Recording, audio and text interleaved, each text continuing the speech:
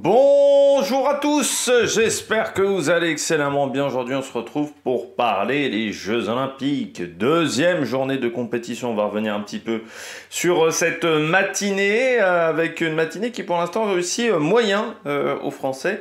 Et puis, on parlera également des résultats d'hier soir, avec notamment des nouvelles médailles. On fera un petit bilan du côté de cette équipe de France. N'hésitez pas à vous abonner à la chaîne, à réagir dans les commentaires, à mettre un pouce bleu, à partager la vidéo sur les réseaux sociaux, notamment auprès de vos proches. Vous pensez que ça peut les intéresser. Dans les commentaires, n'hésitez pas à me dire qui vous a plu, qui vous a déçu. TikTok, les shorts, juste après les médailles, notamment du côté de l'équipe de France, juste après les grands moments de ces Jeux Olympiques. On fait une petite vidéo, 1 minute, et puis voilà, en avant Guingamp. Et puis si vous avez les moyens et que vous voulez soutenir mon travail, vous pouvez faire un super thanks et je remercie les gens qui le font. Vous pouvez également cliquez sur les différentes miniatures, allez dans l'onglet short, allez sur l'onglet de la chaîne également, allez dans les différentes playlists. Il y a une playlist par journée de compétition, il y a une playlist également qui regroupe toutes les shorts depuis le début de ces Jeux Olympiques, une playlist qui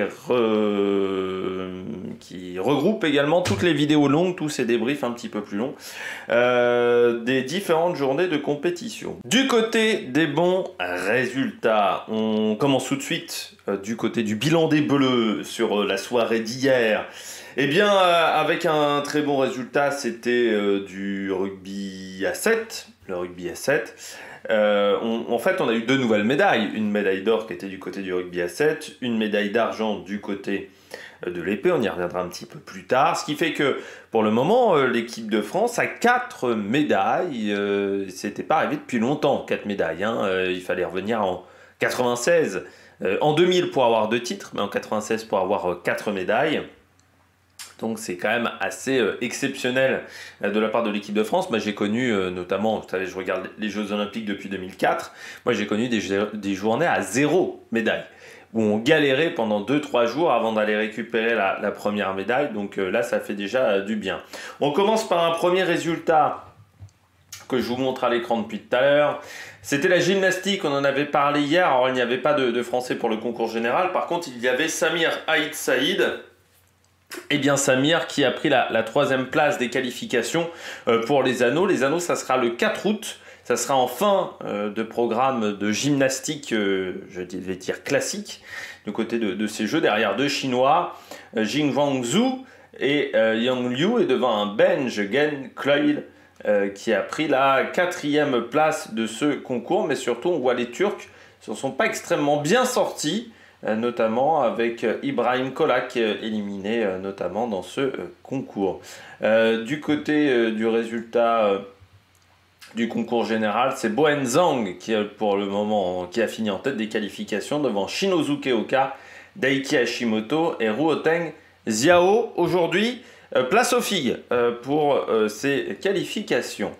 On passe désormais à ce qui s'est passé hier, parce qu'hier il y avait beaucoup de compétitions à partir de 18h45 à peu près. Là on s'est arrêté. Eh bien, il y avait les demi-finales de l'épée individuelle femme avec la qualification d'Oriane Malo-Breton assez facilement au final face à Mouari. Ça a presque été le match le plus facile de sa journée à la française. Et donc on savait qu'elle affrontait Viviane Kong, voilà, qui elle s'était défaite assez facilement de l'Estonienne Nelly Differt 15-11. En water polo, la France a perdu son premier match 15-6 face à l'Espagne. Puis il y avait du football également, Nouvelle-Zélande, États-Unis, victoire des États-Unis assez facilement 4-1. Paraguay-Israël, là aussi victoire du Paraguay 4-2 qui pourtant avait pris un petit peu la saucée lors du premier match de ce groupe D face au Japon. En handball, l'Allemagne s'est imposée face à la Suède, très bon résultat des Allemands. Et du côté du rugby à 7, l'Afrique du Sud prenait la médaille de bronze face à l'Australie 26-19. Il faut dire que l'Australie avait eu un quart de finale assez simple pour accéder à ces demi-finales face aux États-Unis. Ensuite, elle est tombée face à des adversaires qui étaient un petit peu plus compliqué. Il y avait également du surf cette nuit du côté de Tahiti pour ces épreuves qui se sont déroulées, donc je crois jusqu'à 4h du matin, je crois du côté des filles. Alors, il n'y avait pas d'éliminés, mais il y avait des qualifiés, ça permettait, on va dire, d'avoir un tour en moins de compétition. C'est ce qu'a réussi à faire Ethan Herwig, l'Australien, mais surtout le Français Johan Dourou, vous voyez, qui passe donc tout de suite au 3e tour et qui ne s'arrête pas et qui n'est pas obligé de repasser par un 2e tour. Alonso Correa également, ça a fonctionné, comme Gabriel Medina, le Brésilien, la star, João Chanca, également un autre Brésilien, et puis John Florence aussi, et Griffin Colapinto. Par contre, pour Kaoli Vast, eh bien, il faudra passer par un 2e tour de compétition. Voilà, avec un score de 13,63. Je crois que ça fait partie l'un des deuxièmes qui a des très bons scores. Donc voilà, qui est tombé face à un adversaire qui s'en est mieux sorti. Il y avait également des matchs à Roland-Garros, 2 matchs.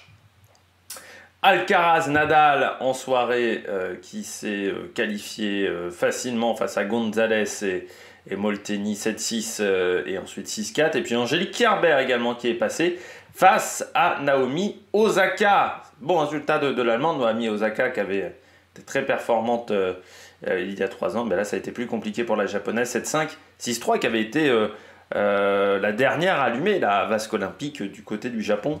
Moi j'avais moyennement aimé cette idée. Du côté du volleyball des plages, les Brésiliens se sont imposés face aux Marocains Arbicha et El Graoui. Le Brésil, bon, et le volleyball de plage, c'est quand même une spécialité. Il y avait également, vous le voyez, du badminton. Popov, la famille Popov n'a pas réussi à battre Janko et Kerdren, les Thaïlandais.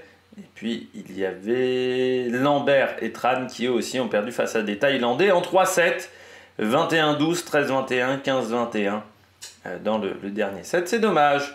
Voilà, pas de victoire française pour cette première journée du côté du badminton. En hockey sur gazon femme, l'Argentine a battu les États-Unis 4-1. Et puis, il y avait du rugby à 7, la finale de ce tournoi de rugby à 7. Et donc, cette démonstration des Français face aux Fidji, 28-7, on était loin du dernier match de phase de poule, qui pourtant était il y a 2 jours. Sous la pluie, on s'attendait pourtant que ça soit compliqué pour les Français. Statistique du jour, les Fidjiens ont eu le ballon 15 secondes. 15 secondes, voilà, sur 14 minutes de jeu. C'est pour vous dire vraiment la démonstration des Français sur cette finale, qui pourtant ont perdu beaucoup de ballons en première mi-temps, mais ont réussi à ne pas se prendre d'essai. Voilà, qu'on réussit à maîtriser sur cette première mi-temps malgré beaucoup de pertes de balles. Et puis après, démonstration. Hein.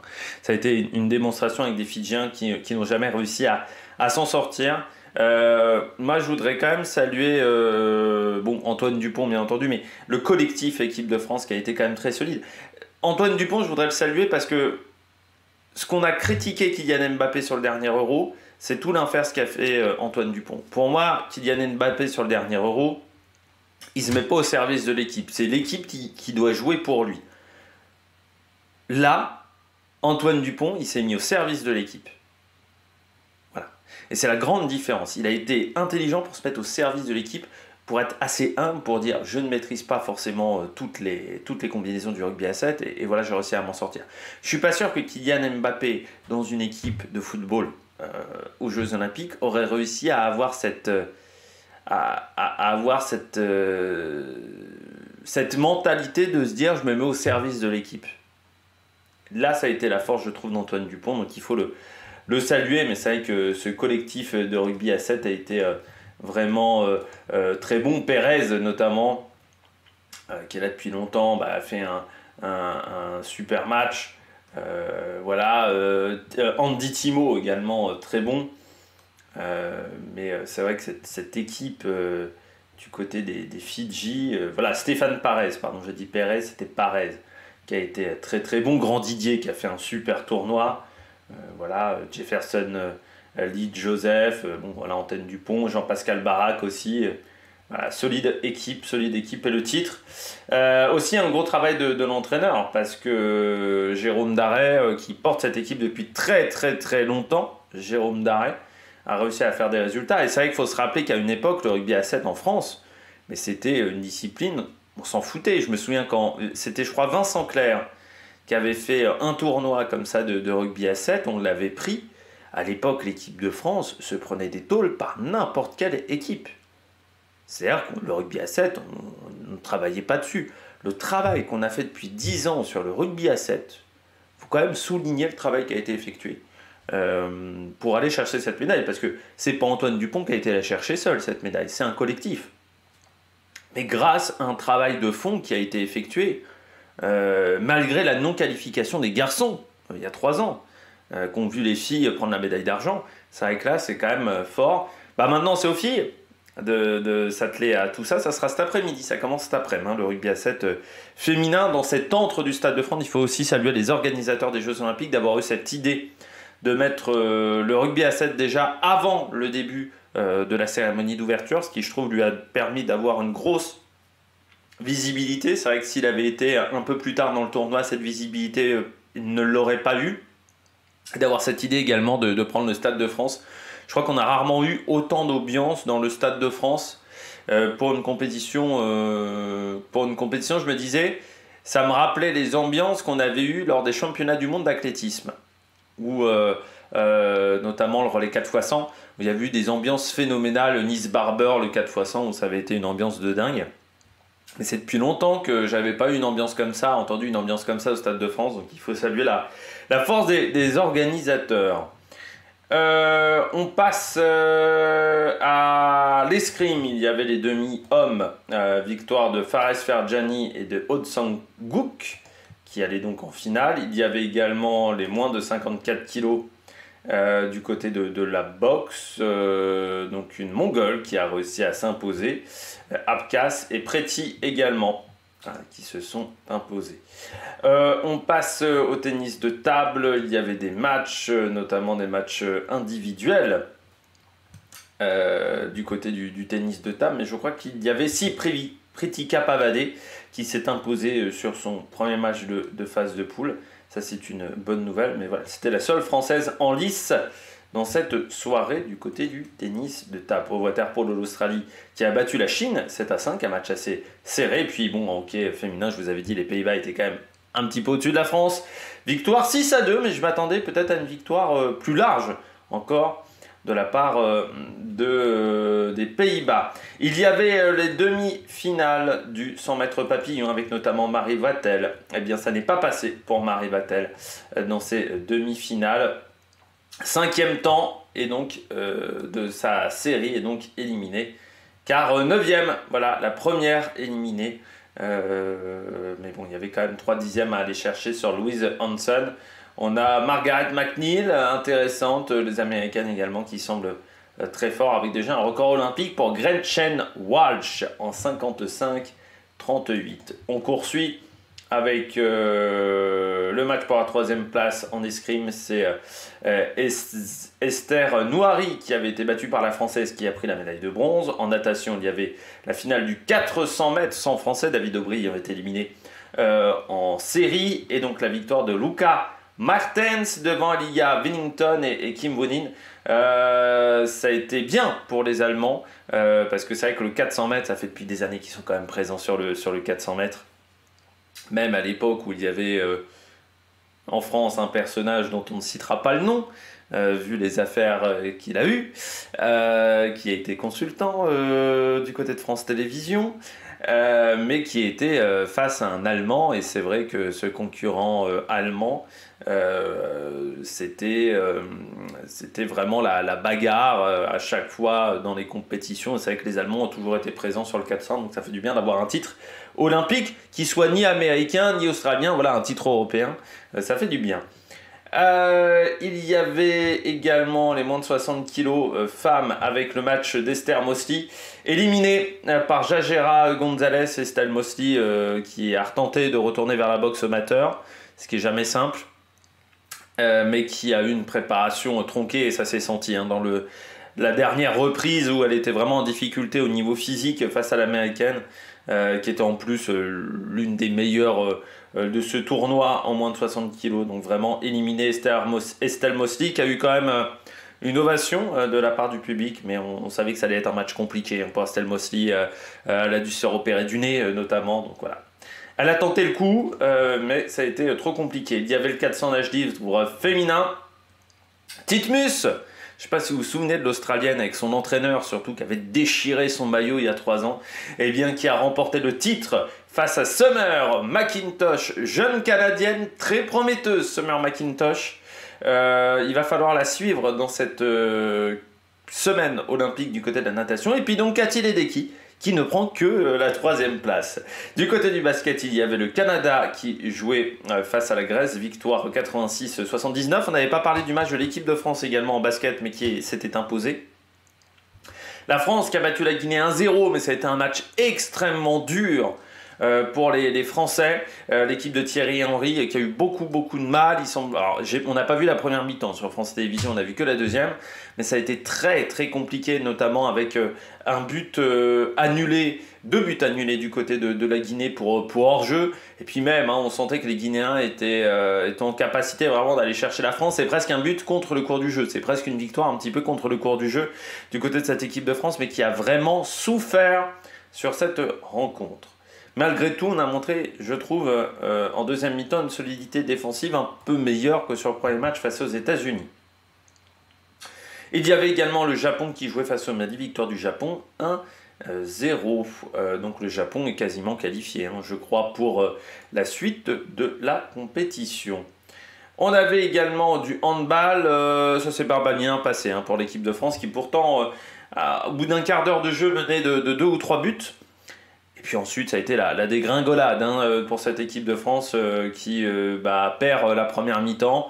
Puis ensuite, en deuxième mi-temps, qui n'a jamais vu le jour. Et surtout, les 10 dernières minutes qui ont été extrêmement compliquées pour cette équipe de France. Alors certes, on sait que le Danemark est triple champion du monde. Que le Danemark, c'est peut-être l'adversaire le plus solide de ce tournoi olympique. Mais c'est quand même pas très rassurant du côté de l'équipe de France de s'en prendre quand même 8 d'écart. Alors, je sais bien qu'ils ont fait la cérémonie d'ouverture, mais c'était pas les seuls. Donc ouais, ça a été très douloureux ce match. Les États-Unis se sont imposés facilement en volleyball, 3-0 face à l'Argentine. Et puis donc en escrime pour la médaille de bronze chez les garçons, Luigi Savele qui a battu l'Égyptien Ziad El-Sissi. Il y avait les demi-finales du 100 mètres brasse, pas de grosse surprise, les têtes d'affiche sont là. À part qu'on voit que c'est quand même...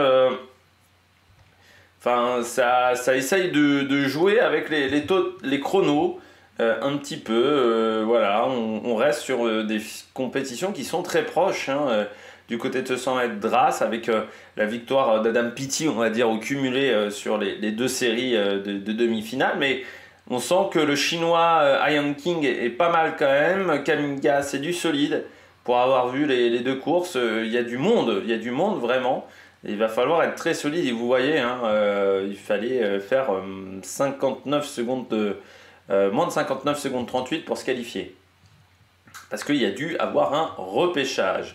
Il y avait également la natation avec le relais 4x100 nage libre féminin, où il y avait des filles, des Françaises au départ, mais qui ont été éliminées, enfin qui ont fini très loin, pardon, pas éliminées, parce que c'était une finale 6e. 3:34-99 malgré l'arrivée de Marie Wattel qui était peut-être un petit peu fatiguée quand même. C'était sa 3e course de la journée. Et donc l'Australie qui s'impose avec le record olympique en 3:28-92. Ils sont partis super fort, elles n'ont jamais été repris devant les États-Unis. Et la Chine qui a eu un petit peu du mal sur la fin. Mais record d'Asie du côté de la Chine, record des Amériques, pour les États-Unis. On avait également du 63 kg chez les garçons, voilà, victoire d'un Cubain et victoire parce que le concurrent de Papouasie n'a même pas combattu, RSC ça doit être ça, et puis un concurrent kazakh voilà, qui a remporté son match. Chez les hommes, les États-Unis, là ont rectifié le tir devant l'Australie, et puis l'Italie en 3e position, la Chine qui a donc été, qui n'est pas montée sur le podium, pourtant qui avait été assez impressionnante lors des séries, la Chine, mais qui n'a pas réussi à reproduire le même niveau de performance, qui a eu plus de mal en finale. En escrime, il y avait le match pour la médaille d'or du côté de l'épée individuelle, avec une scénographie, je trouve, du côté du Grand Palais qui est absolument magnifique. Cette descente d'escalier du Grand Palais, Ça aussi, hein, c'est vrai qu'on travaille de plus en plus sur la scénographie, notamment en athlétisme, on l'avait vu sur les finales de 100 mètres, mais un peu moins dans d'autres disciplines. Et c'est vrai que là, je trouve que du côté de l'escrime, ils se sont bien servis du Grand Palais pour les finales et les demi-finales. Et donc le titre pour Viviane Kong, 13-12 face à Ariane Malo-Breton, ça s'est joué à la mort subite, la touche en or, on pourrait presque dire. Moi, je pense qu'Oriane Malo-Breton, elle s'est fait surprendre parce que c'est vrai qu'au départ, elle a beaucoup de points d'avance. C'est-à-dire qu'elle fait un 4-0 dans la première reprise. Et là, c'est vrai qu'elle se dit, c'est vrai que voilà, la première partie de match, premier tiers du match, voilà, j'arrive à être devant face à pourtant la numéro 1 mondiale. Et je pense qu'elle est sortie de son match à ce moment-là. Alors ça se voit un peu moins sur le deuxième tiers-temps, où là elle arrive quand même à assez équilibrer les choses. Mais c'est vrai que sur la dernière partie de match, je pense qu'elle fait une erreur aussi à vouloir attendre la mort subite.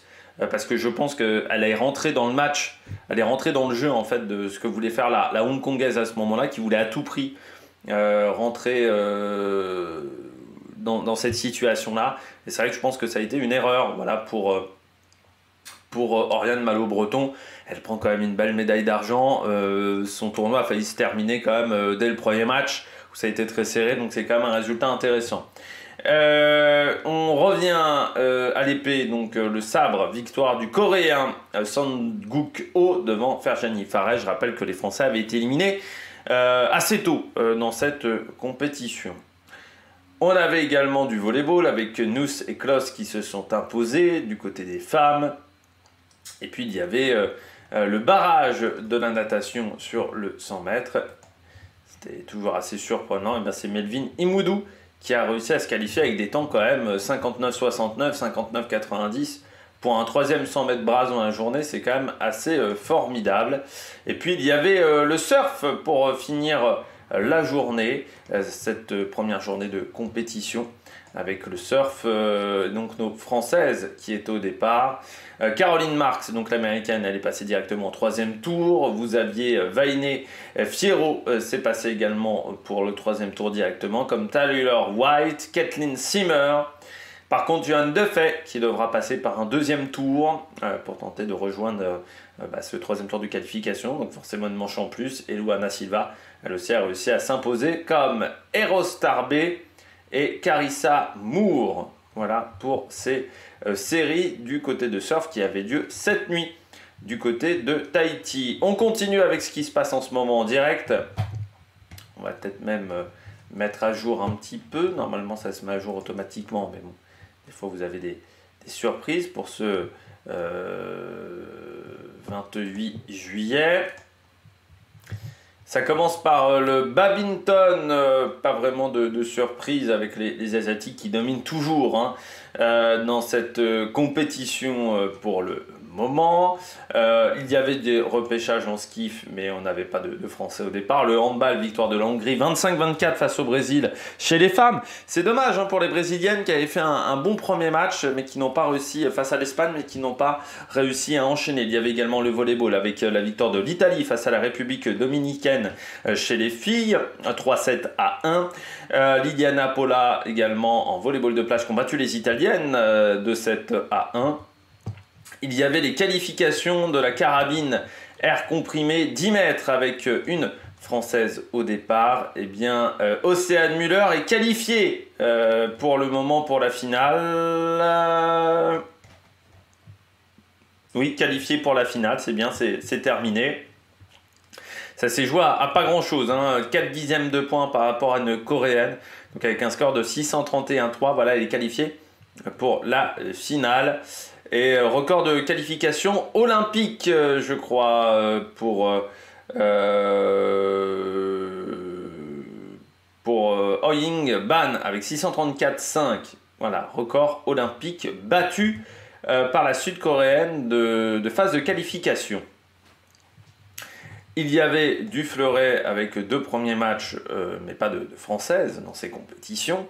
Le pistolet à air comprimé, victoire de Zieyu face à Maldini et Nona. Il n'y avait pas de Français dans cette finale. Médaille à 9h30. Hein. C'est vrai que le tir, il faut se réveiller très tôt pour voir le tir à Châteauroux. C'est habituel. Hein. Il y avait les épreuves par équipe femme, la élimination de l'équipe de France dès le premier tour, dès le huitième de finale. Ça, c'est une déception. C'était une chance de médaille du côté de cette catégorie pour l'équipe de France. Donc vraiment grosse déception.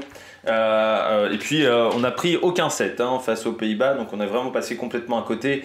Taipei qui a battu les États-Unis, l'Indonésie qui a battu la Malaisie et l'Allemagne qui a battu la Grande-Bretagne. On est vraiment passé complètement à côté de ce match. La Belgique s'impose 2-1 en hockey face à la Chine. Et puis il y avait les épées. Pas encore de Français au départ. Il y avait le judo, voilà, où en ce moment vous avez Amandine Buchard hein, qui lance sa compétition en moins de 52 kilos. Mais il y avait un Français qui était sur le tatami, Walid Kihar, qui s'est imposé aux pénalités face à un concurrent de l'équipe des réfugiés, Mohamed Rachnonezad, un concurrent iranien mais qui concourt sous la bannière des athlètes réfugiés, et Walid Kihar voilà, qui a profité des pénalités face à un adversaire qui était vraiment coriace, pas simple à bouger, qui voilà, avait un judo assez particulier. Donc vraiment belle performance de Walid Kihar dans cette compétition. Hop là, on rediminue les éléments. Et puis en ce moment, du tennis de table, du volleyball, mais ça on verra ça plus tard dans la journée. Du fleuret également avec l'élimination d'Isaura Tibus dès son entrée en lice face à Julia Walchik. Bon, Isaura Tibus qui a eu une compétition compliquée. Alors je ne sais plus si Isaura Tibus, elle avait eu une suspension pour moi.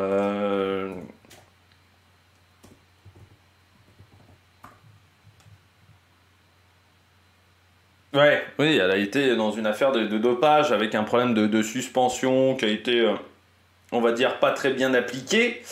On va dire ça comme ça, donc bon. J'ai envie de dire qu'on évite une médaille perdue et avec cette affaire-là. C'est dommage pour Isaura Tibus, mais déjà, normalement, elle n'aurait pas dû participer à cette compétition si on avait respecté à la lettre les règles antidopage, comme quoi il n'y a pas que du dopage dans le cyclisme. Et puis, on poursuit avec Eva Lacheret qui, elle, s'est qualifiée. Victoire 15-12. Voilà, alors je n'ai pas vu le match, c'était à 10h55 et on était en train de commencer à enregistrer. Et puis Pauline Ranvier également qui s'est qualifiée sans aucun problème. Voilà, du côté de cette épreuve du fleuret. On regarde tout de suite le programme de cet après-midi du côté des Français. On aura Pauline Ranvier au fleuret. Donc qui s'est qualifié. On aura Walid Kihar pour son match, Yoad Eidoy pour le 100 mètres d'eau, comme Mewen Tomac et Makan Traoré pour la boxe. Ça sera quasiment à midi, donc là techniquement vous avez raté ces épreuves là. On aura du 2 de coupe, mais surtout plus tard dans l'après-midi il y aura du tennis avec Hugo Humbert. Il y aura donc le skateboard, je ne sais pas si ça aura lieu.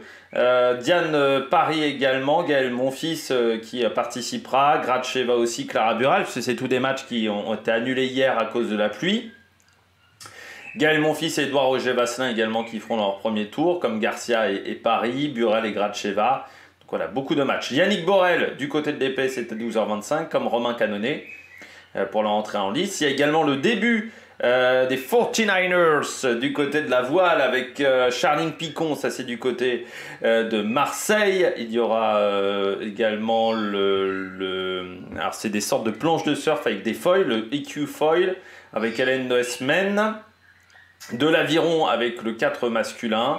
Et puis voilà, une grosse après-midi du côté des compétitions de ces Jeux Olympiques. Pauline Ferrand-Prévot, bien entendu, avec Loana Lecomte, du côté du VTT, le badminton qui continue, les 49ers masculins également, avec Erwan Fischer et Clément Péquin, les demi-finales du canoë kayak, du kayak slalom avec Camille Prigent, la française qui a été performante lors des séries hier.